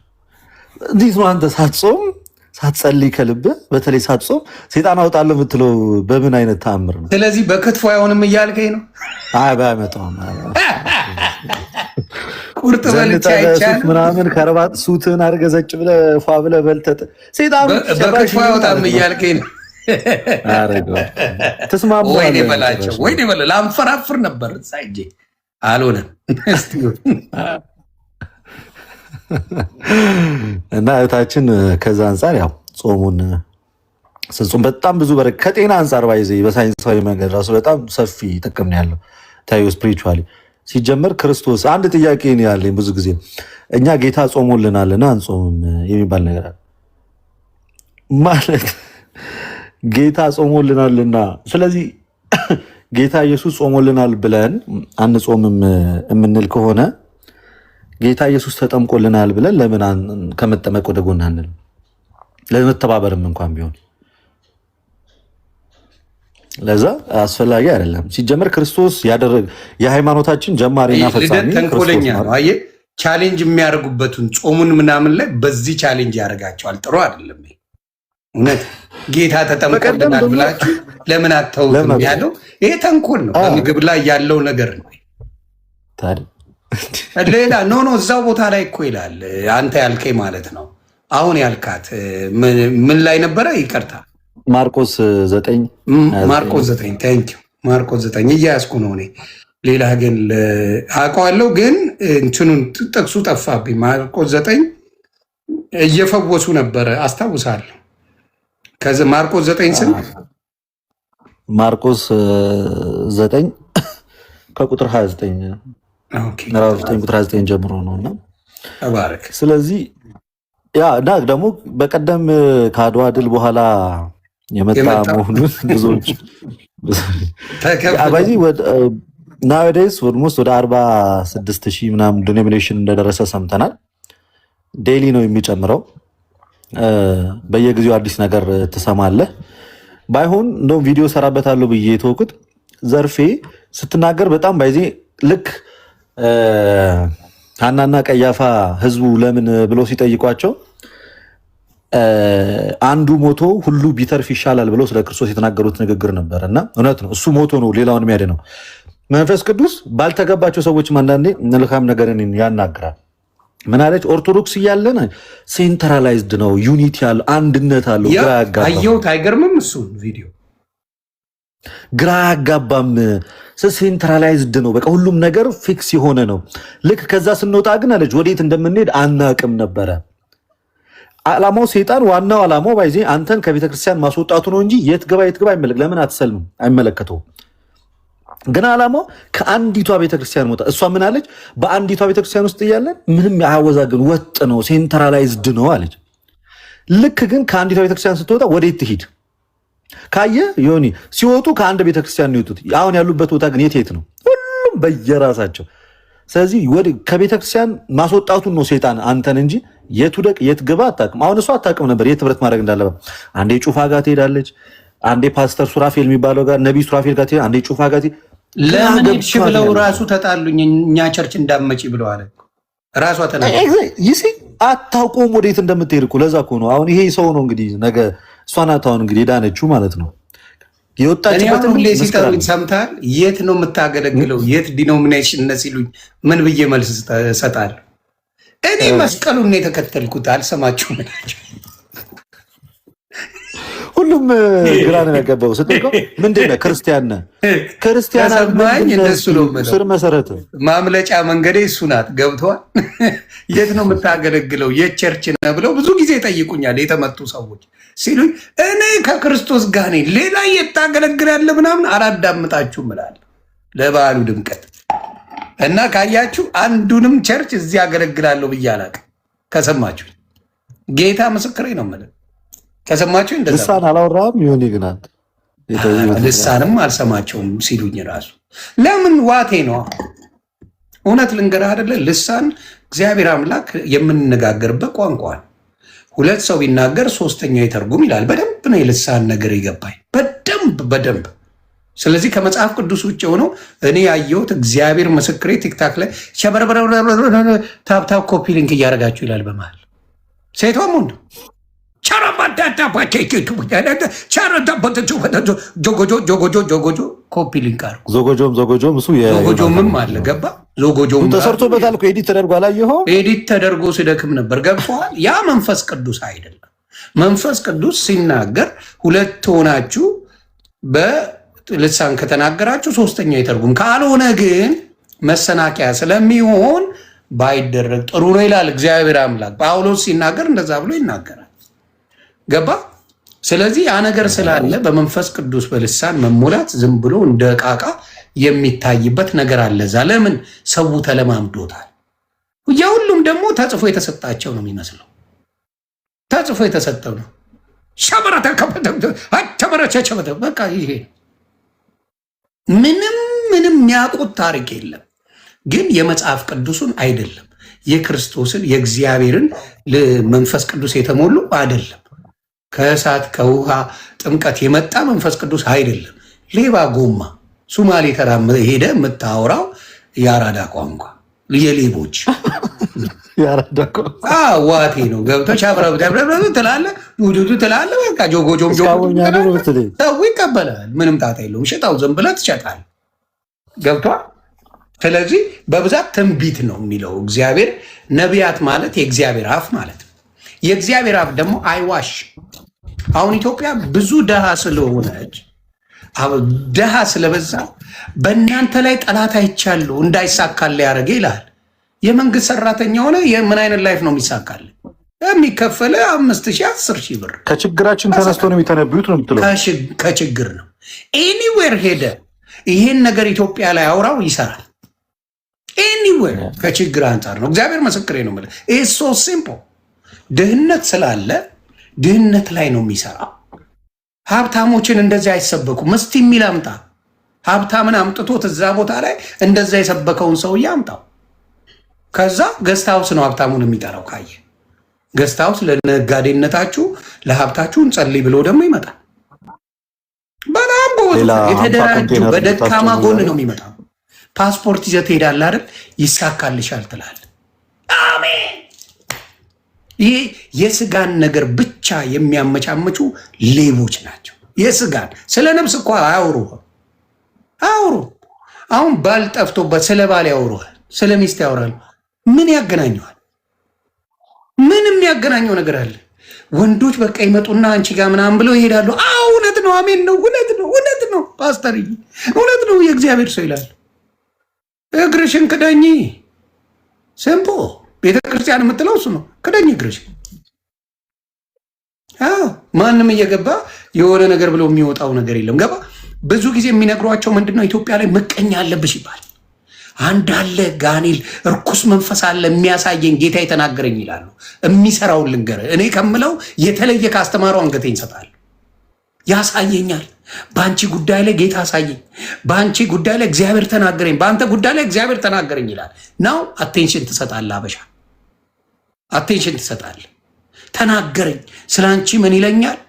አንቺን የሚታገሉሽ እንዳያልፍልሽ የሚያደርጉ ነገሮችሽን የተበተቡ አጋንንት መንፈስ፣ እርኩስ መንፈስ ይታየኛል። እውነት ነው። እግዚአብሔር ሰው እውነት ነው ይባላል። ሲበታት ነው አይነኩሽም ስትባያየው ስራቸው ይፈርሳል ሲባል በጥፊ ይዘ ማለት ምን ይሄ ነው። በቃ ድስዝ ምንም ነገር የሌለው ምንም ከአንተ ህይወት ጋር የማይገናኘውን ሲሉ በችግር ባናት ስለተተከለ ሰው አሜን እያለ ይወስዳል ያንን ነገር። ምንም ከዚህ የተለየ የሚያስተምር የለም። አምጣው፣ ሂድና እዛ ከዚህ የተለየም አንገቴን እንሰጣለሁ አልኩ። ተናግሮኛል ጌታ ነው የሚለው። በቃ ገባ።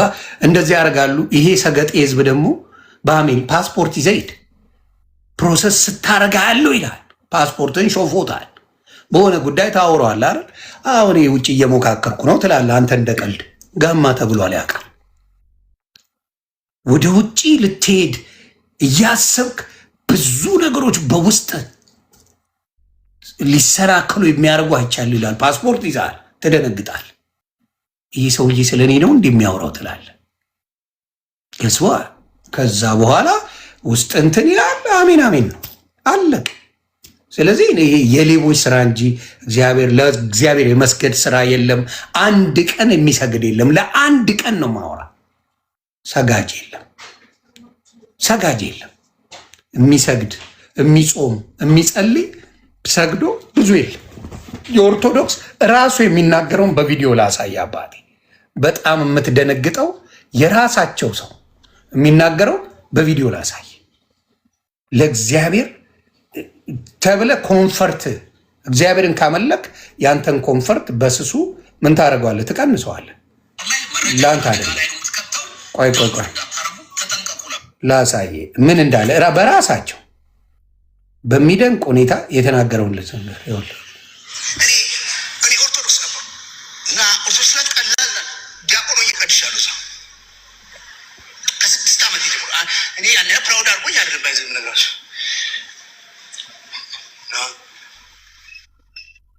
እና አሁን ጾም ነው። ለምሳሌ ቅዳሴ ታውቃላችሁ ቤተሰቦቻችሁ በጌታ ናቸው? ቅዳሴ ማለት ጾም ካልሆነ ጠዋት ነው የሚቀደሰው። 12 ሰዓት ነው የሚጀምረው። 12 ሰዓት 5 ሰው ቢመጣ ተጀምሯል። ጾም ከሆነ ከ6 ሰዓት በኋላ ነው። ሰዓት በላ ነው። ጠዋትም ማተም ከሰዓት ቢሆን ሰዓት በላ ነው። መሄድ ብቻ አይደለም። ቅዳሴ ከተጀመረ በኋላ አሐዱ አብ ቅዱስ ይላል። እግዚአብሔር አብ ቅዱስ ነው፣ እግዚአብሔር ወልድ ቅዱስ ነው፣ እግዚአብሔር መንፈስ ቅዱስ ቅዱስ ነው ብሎ ያውጃል። ባይዘው ሁሉም ስህተት አይመስላችሁ። ምርጥ ነገር ብዙል ቅዱስ ነው ብሎ ሲያውጅ የቤተ ክርስቲያን በር ከዛ ሰዓት ጀምሮ ይቆለፋል። ማንም ሰው ነቅነቅ ማለት አይችልም። ቅዳሴ ማለት 80% ግዕዝ ነው። አብዛኛው ሰው አይሰማም። እንኳን አብዛኛው ሰው አብዛኛው ቄስ አይሰማም።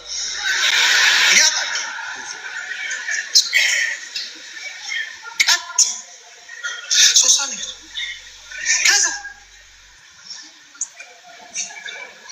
ቢደክምህ እንዲህ ሄደህ ወንበር ፈልገህ ወንበር ራሱ የለም፣ እዛው ነው ቁጭ ብለህ። መቋሚያ የሚባለው የመጣው ከመደከመህ እንድትደገፍ ይገርመኛል። ለምን ሲባል አሐዱ አብ ቅዱስ ከተባለ በኋላ 6000 መልአክ መጥቶ ይነጠፋል ይባላል። ከተንቀሳቀስክ የመልአክ ክንፍ ትረግጣለህ ይባላል። እኔ አንዳንድ ቀን ቻርች እንበላቸው እንዴ እላለሁ።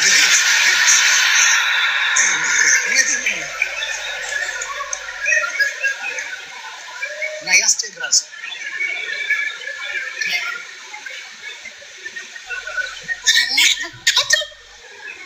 ከዛ እቱ በሰላም ይላል። በሰላም ሂዱ ሲት ነው የምትሄደው። መጨረሻ ምን ተባላተ? እግዚአብሔር አለ ተብሎ ተፈርቶ እኔ ጴንጤ ሰውን ግራ ከገባኝ ነገር አሉ። ጉባኤ ትመጣለህ። ከዛ የሚመች ሰባት ከሆነ ምናምን ትከታተል። ከዚህ ጋር ተነስቶ ቀዶ ሲሄድ ምንም አይመስለው አንዳንድ ሰው ዛሬ ነግራቸዋል። ይሄ እግዚአብሔር ቤት ለምን አሜን አትሉ? እቺ መጨረሻው አሜን ናት። አይ ልላችሁ የምፈልገው ምንድን ነው? ልላችሁ እንደ ነገሩ እንደፈለክ የምትሆንበት ስርዓት አልባ ቤት ፔኔኮስታል ስለሆነ ነው። ስርዓት አልባ ቅዱስ እግዚአብሔር ቅዱስ ብሎ ነው የሚጀምረው ነው ያለው። በቃ ግን ከ6 ዓመት ጀምሮ ቀድሽ ያለው ለበዓሉ ድምቀት ነው። መዋሸት እሱን ነገር ትንሽ ልሂድበት። ግን ስለ ግዕዝም ብዙ ሰው እንደሚማር እሷን ልናገር ፈልገው። ግን ከዛ በፊት እኔ ማለት የፈለግኩት ምንድን ነው፣ ህዝቡ ፈሪሃ እግዚአብሔር ተዘግቶ 5 ሰው ሆነ 1 ሰው ሆነ ጣጣ የላትም። ኦርቶዶክስ አክብረ የምትመጣው እግዚአብሔርን ብለህ ነው። አንተ በተመቸ ሰዓት ስለመጣ ሰው ስለበዛ ተብሎ የሚቆም ቅዳሴ የለም። ሰው እስኪመጣ እንጠብቅ የሚባል ነገር የለም። መጣ እግዚአብሔር ካለ በቂያቸው ነው ለኦርቶዶክስ። ስለዚህ ኦርቶዶክስን አፈርሳለሁ ቢባል በ2 ሰው እግዚአብሔርን ታመልካለች ኦርቶዶክስ። በ2 ነው ማውራ። ሚሊዮን ሰው አትፈልግም። ልዩነቱ ያ ነው። እናንተ ቤት ግንስ ሰው እስኪመጣ ፈታ ትላል። ሰው እስኪገባ አዳራሽ እስኪሞላ ምናምን ፈታ ብለህ ጭቡቴ አድርገህ ምናምን ነው የምትገባው። ሰው ሲሞላ ስብከቱንም ጭቡቴውንም ትጀምረዋለህ። ውሸት ነው የሚለው አይመለክም የምልህ ለዛ ውሸት። ሰው ሲበዛ ቢዝነስ ሲበዛ ጠብቀህ የምታመልከው አምልኮ የለም። ስለዚህ ለዛ ነው ኦርቶዶክስ ምን ብላለች? በ2 ሰው 5 ሰው ይኑር 2 ሰው ይኑር ገስዋል ቅዱስ ከተባለ እኮ መጽሐፍ ቅዱሱ ባይዘው ይኸው እኮ አሁን ያልከውን ማርቆስን ማቴዎስ 28 ማቴዎስ 18 ላይ 2 ወይም 3 በስሜ በሚሰበሰቡበት በዚያ በመካከላቸው ሆናለሁ አለ ጌታ። ማቴዎስ ወንጌል ምዕራፍ 18 ከቁጥር ያለ ባያን አንድ ነገር ልናገር። የኢትዮጵያ ኦርቶዶክስ ተዋሕዶ ቤተክርስቲያን ቅዳሴዋ ማለት የመጨረሻ የአምልኮቷ ጥግ ነው። ከእግዚአብሔር ጋር ምን ህብረት የምናደርግበት ክርስቶስ ኢየሱስ በመካከላችን የሚገኝበት እጅግ በጣም በጣም በጣም ትልቁ ሚስጥር ቢሆን ቅዳሴያችን ነው። ቅዳሴያችንን እየሰማነው በጣም ሶሪ 18:20 ማቴዎስ 18 የማቴዎስ 18:20 ያ 2ም 3ም በስሜ ተሰበሰቡ በዚያ እኔ በመካከላችሁ እገኛለሁ አለ ጌታ። ሚሊዮን ሆነ መንፈስ ቅዱስ ከሚርቅ ይልቅ አንድ ሆነ ከጌታ ጋር ህብረት ማድረጉ በጣም ትልቅ ነገር አለ። እንግዲህ እንደምታውቁት የኛ ቤተክርስቲያን በትልቁ ከምትታወቅበት ዋነኛ ነገሯ ክርስቶስ ኢየሱስን አጉልተን መስበካችን ነው። እየሰበክን ባይመስላቸውም ብዙዎቹ እንሰብከነው። እንዴት እንደምንሰብከው አሁን እሱ ካፌዘበት ቅዳሴ ከአንዱ ቅዳሴ ላይ አንዷን ፓርት ልንገራችሁ። እንግዲህ እኔ ሳስቀድስ እስከዛሬ አልገባኝም ማለት ነው። ልንገራችሁ። በቤተክርስቲያናችን 14 ቅዳሴ አለ። በዚህ በተለይ በክርስቶስ ኢየሱስ የስቅለት ጋር ተያይዞ ከሚቀደሱ አንዱ ቅዳሴ የዮሐንስ አፈወርቅ ቅዳሴ ነው። እንደዚህ ብሎ ይናገራል። በመዝሙር ሁሉ ተዘምሯል። ኃያል ወልድን ፍቅር ከዙፋኑ ሳበው፣ ኃያል ወልድን ፍቅር ከዙፋኑ ሳበው፣ እስከ ሞትም ድረስ አደረሰው። በሚፈርደው ፈረዱበት፣ በሚምረው ጨከኑበት። የክብርን ጌታ ገደሉት፣ ሰቀሉት። የምትወዱት አልቅሱለት። አዳምን እና ፍጥረቶቹን የፈጠረ ጌታ በአዳም ልጆች በመስቀል ላይ ተቸነከረ። ከሞት ወደ ሕይወት፣ ከጨለማ ወደ ብርሃን፣ ከመራቆት ወደ ልብስ ያመጣን ዘንድ እሱ ተራቆቶ እኛን አለበሰን፣ ተጠምቶ የሕይወት ውሃን አጠጣን ተብሎ ተነገረ ስለ ክርስቶስ። በዚህ ልክ ማን ነው ሊገልጽ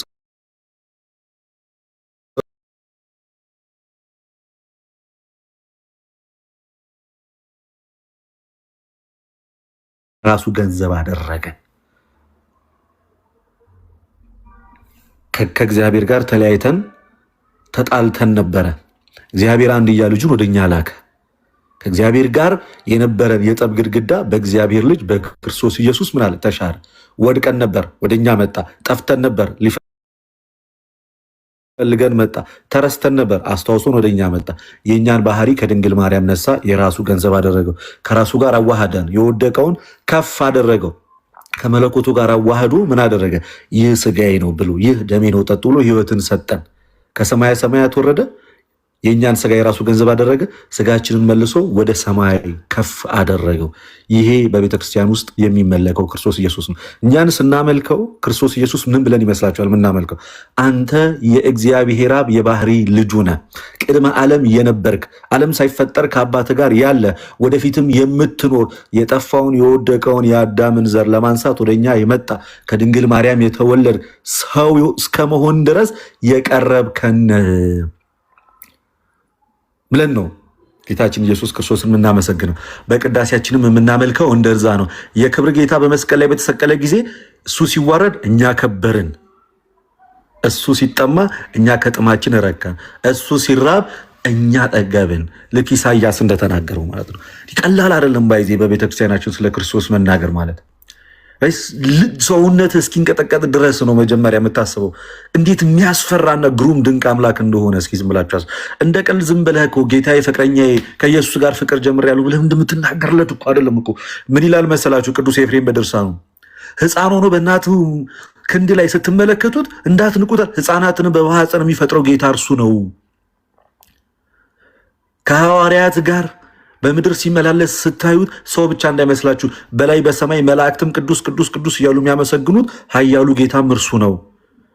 ራሱን አዋረደ እንጂ እሱ የተከበረ ነው።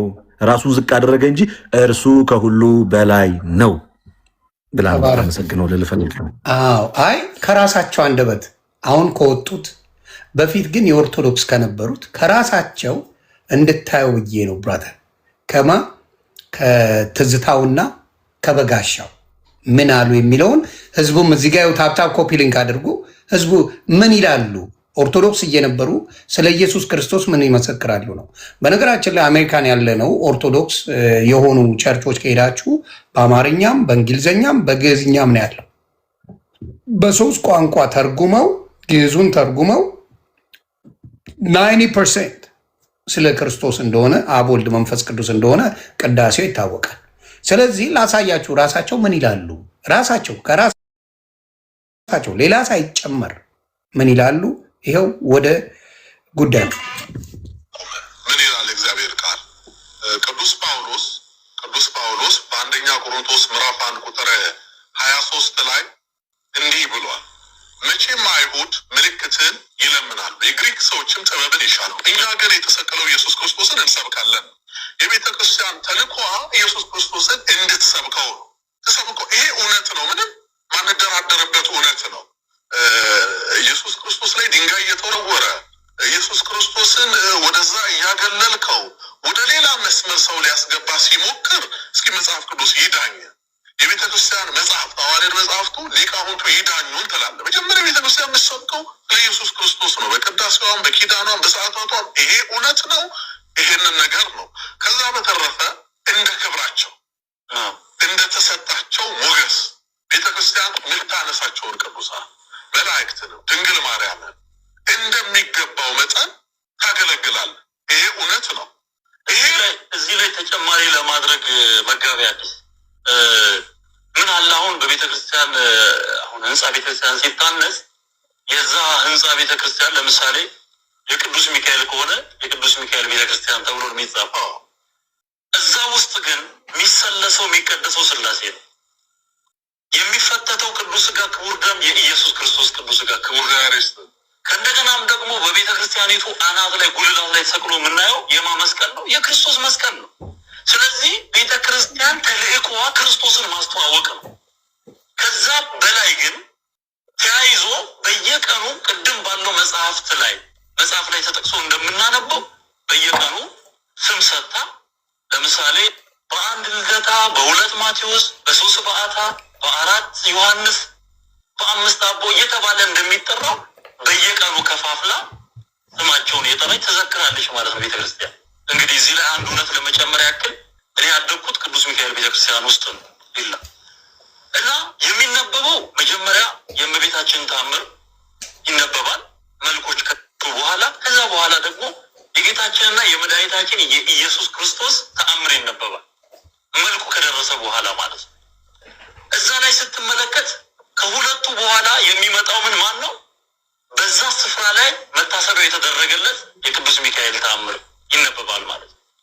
የሚቀድመው ቀድሞ ነው፣ የሚከተለው በቤተ ክርስቲያኒቱም ስርዓት ቢሆን ማለት ነው። ስለዚህ የሚቀድመው ማን ነው? ከላይ ያለው? ማን ነው ከታች ያለው? ለምሳሌ እመቤታችንን ስናነሳ መልዕልተ ፍጡራን መትሕተ ፈጣሪ እንላለን። ምን ማለት ነው? ከፈጣሪ በታች ከፍጡራን በላይ። በቃ ይሄ የእመቤታችን ክብር ነው። ሌሎቹ ደግሞ ከእሷ ክብር ባነሰው ሁኔታ ደግሞ እንደሚገባቸው ማዕረጋት ሰጥታ ቤተክርስቲያን ሁሉንም ታስባለች ማለት ነው። ምን ይላል እግዚአብሔር ቃል? ቅዱስ ስለዚህ ልላችሁ የምፈልገው ማለት ነው ይህ ምን ትዝ ይለኝ መሰለህ? የታረድኩት ሰኔ 17 ነው። መጀመሪያ አንገቴን ሲመታኝ ብዬ ወደቅኩለትና ሞትኩኝ። ከዛ በኋላ ቀና ብዬ ስል መስማቴን ሲያይ እንደገና መታና አረደኝ። ሁለተኛ ጊዜ ሞትኩኝ። ከዛ በኋላ ደግሞ እንደገና ስል ወንድምየው አየኝና ታናሹ መጣና ለሶስተኛ ጊዜ አረደኝ የሚለው ትርክትን ያሰማኛል። በራሳቸው ከክርስቶስ ውጭ የሚሰበክ ቅዳሴ ላይ 80-90% የክርስቶስ ነው ብለው ሌላው አክብሩ ይላል። የተሰጣቸው ስልጣን አለ። መቼም ደቀ መዛሙርቱን አይታቸዋል። ኢየሱስ ክርስቶስ እያጠመቃችሁ ደቀ መዝሙር አድርጉ ብለዋል። ክብር የሰጣቸው እሱ ነው። ክብር የሰጣቸውን ዛሬ ከተማርኩት አንድ ነገር ወንድሜ ኤርሚ ካስተማረኝ አንድ ነገር ልጥቀስ። የዮሐንስ ወንጌል ምዕራፍ 20 ቁጥር 23 ላይ ያለውን እኔም በስሱ ዛሬ ተምሬያታለሁና ልጥቀሰው እስቲ። የዮሐንስ ወንጌል ቃል በቃል የሚለውን የሚያስደነግጥ መሴጅ ላንብበው። ምዕራፍ 20 ቁጥር 23 ላይ ብታነበው ምን ይል መሰለ? እራሱ ነው የሚለው። ቅድም ተነጋግርበትን ከዛ ከ21 ጀምሮ ላንበው። ኢየሱስም ዳግመኛ ሰላም ለእናንተ ይሁን፣ አብ እንደላከኝ እኔ ደግሞ እልካቸዋለሁ አላቸው። ይህንንም ብሎ እፍ አለባቸውና መንፈስ ቅዱስን ተቀበሉ። ኃጢአታቸውን ይቅር ያላቸዋቸው ሁሉ ይቀርላቸዋል፣ የያዘችባቸው ተይዞባቸዋል አላቸው። ስለዚህ መንፈስ ቅዱስን እፍ ካለባቸው በኋላ ክርስቶስ ስልጣን ሰጣቸው። ለነዚህ ስልጣን ከሰጣቸው በኋላ ኃጢአትን ይቅር የሚሉና እንደማይሉ የምታውቁት በመንፈስ ቅዱስ ላይ ስለዋሸ ጳውሎስ ነው ጴጥሮስ ከይቅርታ ጋር ምን አደረገ? አንዱ ሐዋርያት ሥራ ምዕራፍ 5 ላይ ጴጥሮስ ነው። ጴጥሮስ ምን አለ? መንፈስ ቅዱስን ስለዋሽተሃል ብሎ ወዲያው ሬሳው አንጀቱ ተዘረገፈ ነው የሚለው። ሞተ ነው የሚለው እዛው ላይ ያሳያል። አንጀቱ ተዘርግፎ ሞተ ይላል። ከዛ ባለቤቱም መጣች። ባለቤቱንም ስትመጣና ስትዋሽ በመንፈስ ቅዱስ ላይ መንፈስ ቅዱስ ስለተሞሉ ማለት ነው ምን አለ? የአንቺንም ሬሳ አሁን ያወጡታል አላቸው። ሬሳዋ ወጣ፣ ሞተችና ወደቀች ይላል። ሬሳዋን ጎትተው አወጡ ይላል። ስለዚህ መንፈስ ቅዱስ የተሞሉትን ቅድስና የሰጣቸውን በክብራቸው በሚገባቸው ክብር ቃል በቃል ያለው ማንን ነው? አሁን የሸፈቱት አሁን ሄዱት በሚገባቸው ክብር ምን ይሉ ሐዋርያቶች መንፈስ ቅዱስ የተሞሉት ምን ይደረጋቸዋል? በአክብሮት እግዚአብሔርን እንደሚያገለግሉና እነሱ ያሉት ነገር እንደሚሳካ መጽሐፍ ቅዱስ ይናገራል። ስለዚህ ይሄንን ጥሰው ነው እነዚህ አሁን ሌላ ስለ ኦርቶዶክስ የሚያወሩት እየዋሹባት እንጂ እውነትን ክርስቶስን ፈልገው አይደለም። በምታዩት ራሳቸው መስክረው ምንድን ያሉ ቃል በቃል ኦርቶዶክስ በሚገባቸው ልክ ለቅዱሳን ክብር ትሰጣለች። አብሶሉት ምን ለቅድስት ድንግል ማርያም ክብር አይገባትም ልትለኝ ነው? ለጳውሎስ፣ ለማቴዎስ፣ ለዮሐንስ አይገባም ልትሉኝ ነው? ከነሱ ተወራርዶ የመጣ ነው ማንነታቸው ኦርቶዶክስ ያላት እንጂ ከመንገድ የገዛችው እምነቷ አይደለም። ስለዚህ ጉግል ራሱ ብታደረግና ስለ ኦርቶዶክስ ምን እንደሆነ ራሱ ይናገራል። ጉግል ላይ የመጀመሪያው ሃይማኖት ናት የመጀመሪያ። ስለዚህ አንዳንዴ ማስተዋሉ ጥሩ ነው ብዬ አስባለሁ። የምትጨምርላቸው ነገር ካለና የሚወዛገቡን ካሉ መምጣት ይችላል፣ መነጋገር እንችላለን። አንተን አሁን እየፈሩ ነው፣ መንፈሳቸውም ይፈሩታል። ፖለቲካ ነው የምትሰራው እየተባልክ ነው። ስለዚህ እሷንም ጨመራል። ሳማ ገድናት እኮ ቅመም ማለ መጨረሻ ላይ መሮኝ እኮ ነው ያስወጣሁት። ነገርኩ ደጋግሜ ልክ አይደለው ከእንግዲህ በኋላ እንቀያየማለን አልኩት። አንተ በተናገር ቁጥር ግንፍል የሚሉት ነገር አለ። ለምንድን ነው ፋስ ያለበት ዝላይ ነው ድባል ነገር አለ እና አንተ ስተነፍስ ብቻ ጓ ነው የሚሉት ከአንዳንድ ሁሉም እኮ ነው። አንድ ሰው ቢሆን ደስ ይለኛል። ውስጡ መከፋፈላቸው ያ ለምሳሌ አሁን ለአብዛኛው ሰው ሲያወራቸው እና እኛ ስናወራቸው እና ሌሎቹ ሲያወራቸው ልዩነት አለ። እኛ ስናወራቸው አንደኛ ከነሱ ዶክመንታቸውን እናወጣና በመካከላቸው ላይ ያለውን ልዩነት ጴንጤ በመካከሉ መለያየት እንዳለ እንዲታወቅ አይፈልግም በጭራሽ።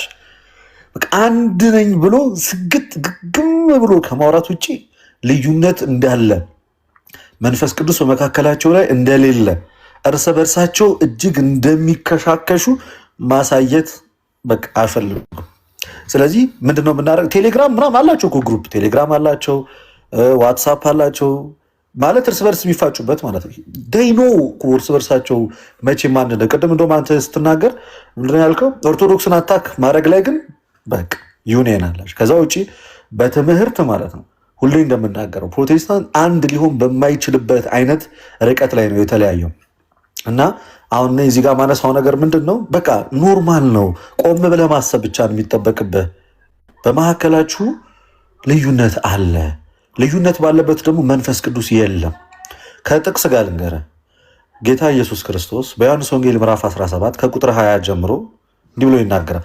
አባቱ እኔ እናንተ አንድ እንደሆንን ከቃላቸው የተነሳ አንድ የሆኑ ዘንድ ስለ እነርሱ ለምንሃለዋል። ስለ እነርሱ ብቻ ሳይሆን በስሜም ስለሚያምኑት ጭምር ነው። ጌታ ሲጀመር ያቀረበው ጸሎቱ በራሱ ስለ አንድነት ነው። ስንት ቤተክርስቲያን ያለችው? አንድ ቤተክርስቲያን። ስንት ሃይማኖት ነው ያለው? አንድ ሃይማኖት፣ አንድ ጥምቀት፣ አንድ ጌታ። ፕሮቴስታንት ጋር ስንት ጌታ ነው ያለው? ብዙ ጌታ ነው ያለው። ላሳይህ እንዴት ብዙ ጌታ እንዴት እንደሆነ ላሳይህ። አንደኛው ጌታ የሚሉት ከማርያም ስጋን ያልነሳውን ነው። ይከራከረዋል። ይመጡና ደስ የሚለኝ እነዚህ ነብይ የሚባሉት ክርስቶስ ከማርያም ስጋ ነስቷል የሚለው ብዙ አይቀበሉትም። አንደኛው ደግሞ ምን ብሎ ያምናል? አይ ስጋን ነስቷል። የነ ኤርሚያስ ጀማ ደግሞ ስጋን ነስቷል፣ ነፍስ ግን ከማርያም አልወሰደም። ነፍስ የሌለው ኢየሱስ ነው ባይዚ የሚያመልኩት እኮ እኔ ሙሉ ሰው አይደለም የጴንጤ ኢየሱስ። ስጋን ነስቷል ግን ከማርያም ግን ነፍስን አልወሰደም ይለዋል። ሰው ማለት የነፍስና የስጋ ውጤት ነው አይደለ? ነፍስም ስጋም አለው። ሰው ክርስቶስ ፍጹም ሰው ፍጹም አምላክ ነው ከተባለ ፉል ዲቫይን ነው ፉል ሂውማን ነው ከተባለ እንዴት ነው ሰው ነፍስ ሳይኖረው ሰው ሊባል የሚችለው? ስለዚህ የነ ኤርሚያስ ደግሞ ነፍስ የሌለው ኢየሱስ ነው። ስለዚህ ሐሰተኛውን ሁለት።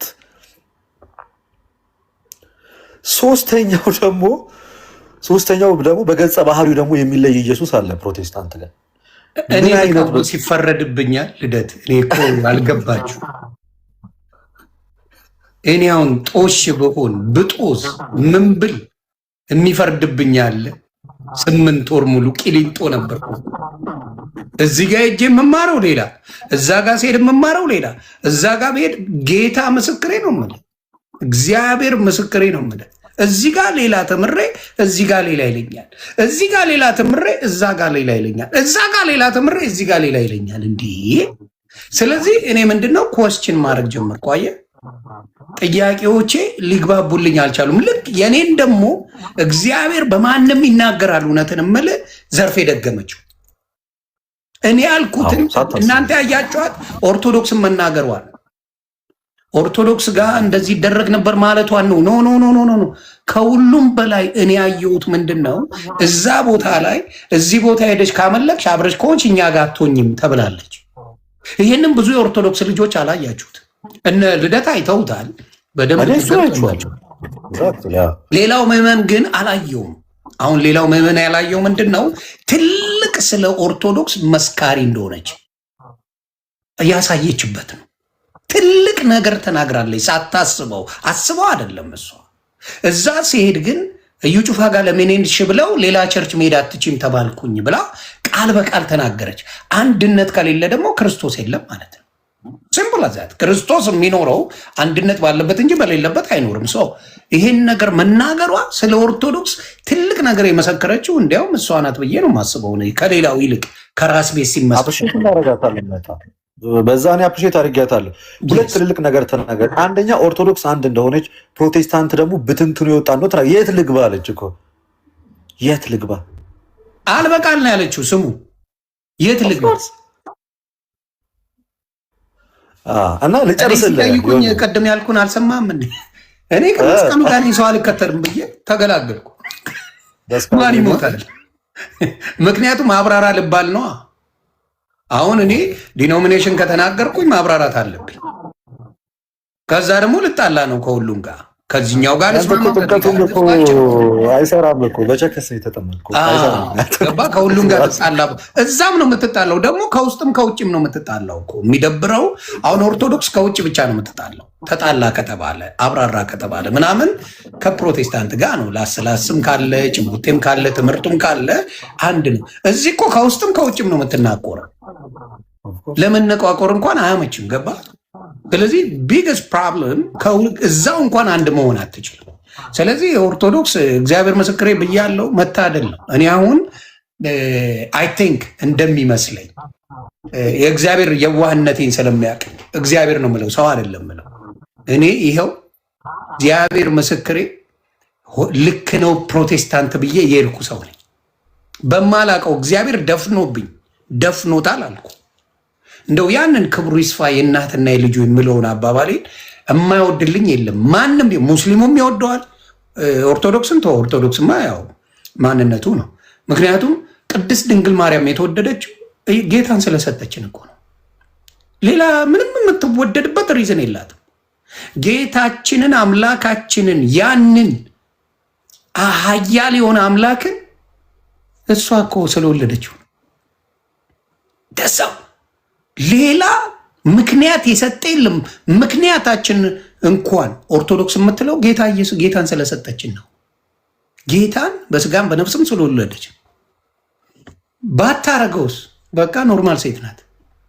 ባታረገውስ ኖርማል እንደሌላው ነው የምትታየው። እንደ ክብሯ ክብር ሊሰጣት ምክንያቱ እንኳን የሚያስደስት እንጂ የሚቃወም አይደለም።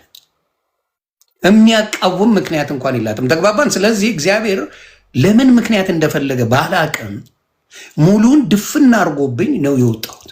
እንደምታየው እንዲያውም እኔ ኦርቶዶክስን ነው ከማንም በላይ ያስቀየምኩት። ከማንም በላይ እውነት ለመናገር ኦርቶዶክስን አስቀይሜያለሁ። እንግዲህ እናቴ ኦርቶዶክስ ናት። አስበው። ለምን እንደፈለገም እግዚአብሔር አላውቅም። እግዚአብሔር በሚያውቀው ለምን እንደፈለገም አላውቅም። ስመ ክርስትና ሀብተ ማርያም ነው። የክርስትና አባትም እናትም የለኝም። እኔ የተሰጠው ከቤታችን ሁሉም አላቸው። በቤት ወንድሞቼ የክርስትና አባት አላቸው። እህቶቼ የክርስትና እናት አላቸው እህቶቼ። እኔ ብቻ ነኝ ለልደታ እና ለመድኃኔዓለም የተሰጠሁት። ለምን እንደሆነ አላውቅም። የኔ የክርስትና አባትና እናት እናትና ልጁ ነው ተብዬ ነው የተሰጠሁት። ሀብተ ማርያም ተብዬ ለማርያም ነው የተሰጠሁት። ገባ?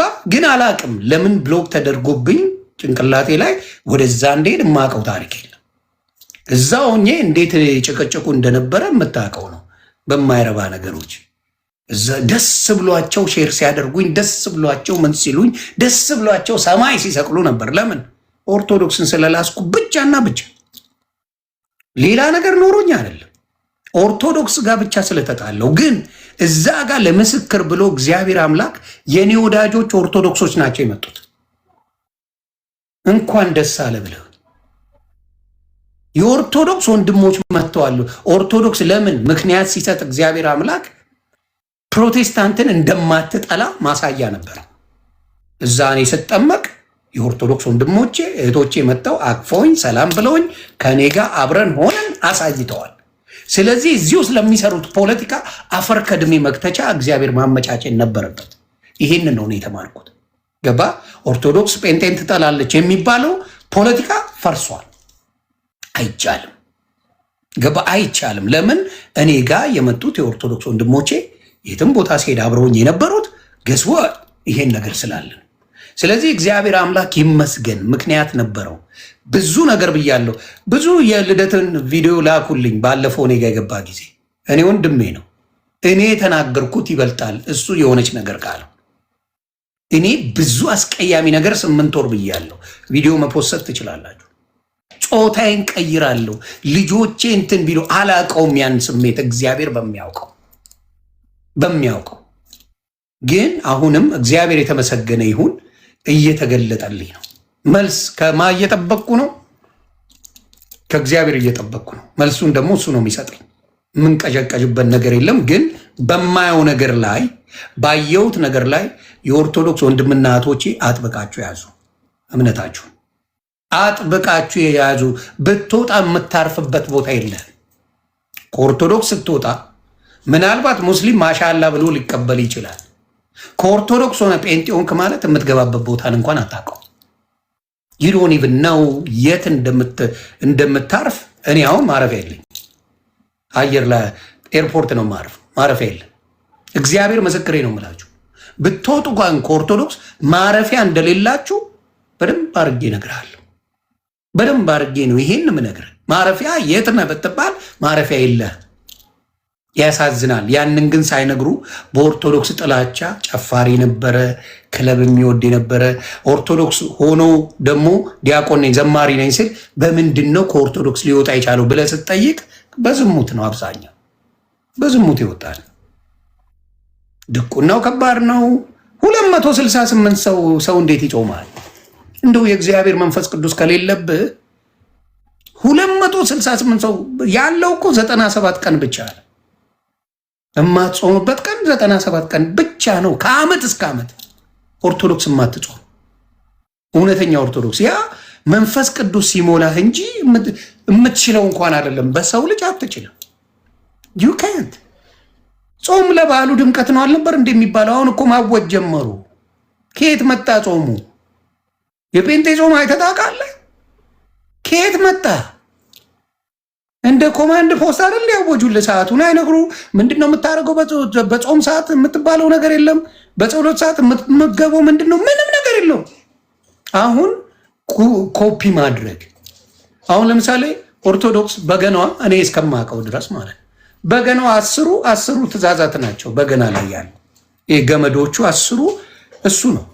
ከበሮ ይሄ ገመዱ የተገመደው በጅራፍ የተገረፈው ነው ኢየሱስ ክርስቶስ።